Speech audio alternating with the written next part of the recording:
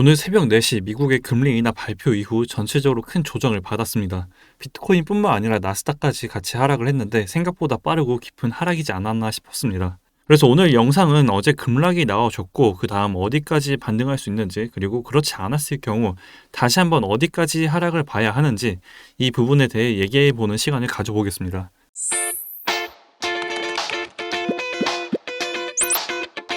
네, 안녕하세요. 코인 리서처입니다. 어제 금리 인하가 진행되면서 시장은 전체적으로 하락하는 분위기를 보여줬습니다. 아마 어제 영상을 보신 분들 중에서 참고하신 분들은 어느 정도 대비나 수익까지 보셨을 거라 생각하는데요. 이제 수익을 보신 분들은 축하드리고요. 어제 영상을 간단하게 복기를 해보면 최근 비트코인은 108,353달러 최고점을 찍은 다음 조정이 나오고 있었습니다. 우선 제가 보고 있던 최소한의 하락 위치는 비트 4시간 차트 기준으로 이 채널 중단 부분이었고, 여기서 1차 하락을 봤습니다.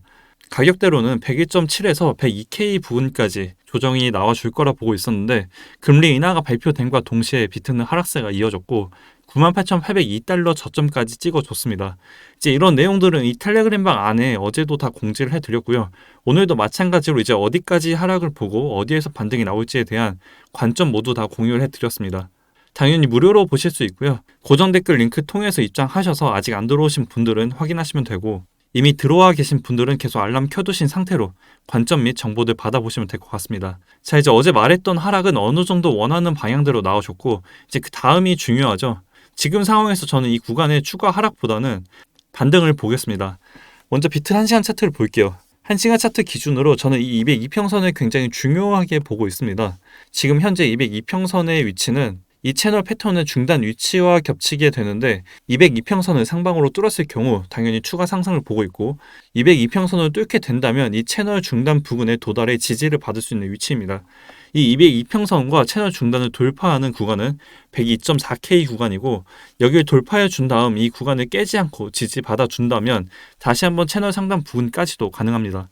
그렇기 때문에 지금 오늘 당장 중요한 위치는 비트 1시간 차트 기준으로 202평선 그리고 채널 중단 부근 지지 여부이고, 만약 이 202평선 저항과 중단 부근 저항이 막힌다면 그 다음은 이 채널 하단 부분까지도 열려 있습니다. 그랬을 경우 96에서 96.5K까지 열어둘 생각입니다.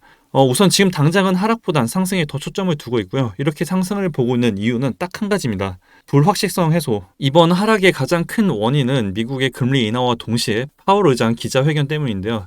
이 내용들을 간단하게 정리를 해보면, 이번에 진행됐던 0.25 금리 인하 결정은 힘들게 결정이 됐고 결국 금리는 4.5%까지 내려왔습니다. 그리고 2025년에 계획되어 있는 금리 인하는 3번이 아니라 2번입니다. 하지만 이건 확정된 것이 아니라 이제 당시 경제 상황에 따라 수시로 바뀔 수도 있다는 점 참고하시면 되고요. 그리고 지금 현재 생각보다 노동시장이 얼어붙어 있고 이 부분이 가장 중요한데, 연준은 비트코인을 보유할 수 없다고 언급을 했습니다. 아무래도 법적인 제한도 있을 뿐더러 법률 변경도 없고 연준이 비트코인을 보유할 의무도 없으니까요. 이제 이런 전체적으로 이번 파월 의장 기자회견은 매파적인 분위기였습니다.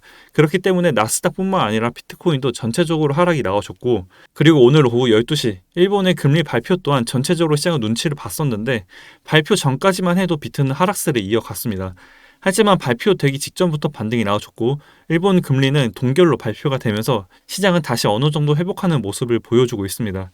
지금 금리 인하, 파월 의장 기자회견, 일본의 금리 결정, 이 부분들의 결과가 다 나와줬기 때문에 저는 지금 하락보단 상승에 더 초점을 두고 있고요. 이런 이벤트들이 발표되기 전 또는 결과가 나오기 전 시장은 혹시나 하는 불안감이 위축될 수밖에 없는데, 이제는 불안했던 부분들이 해소가 됐기 때문에 더 이상 위축될 일이 없습니다.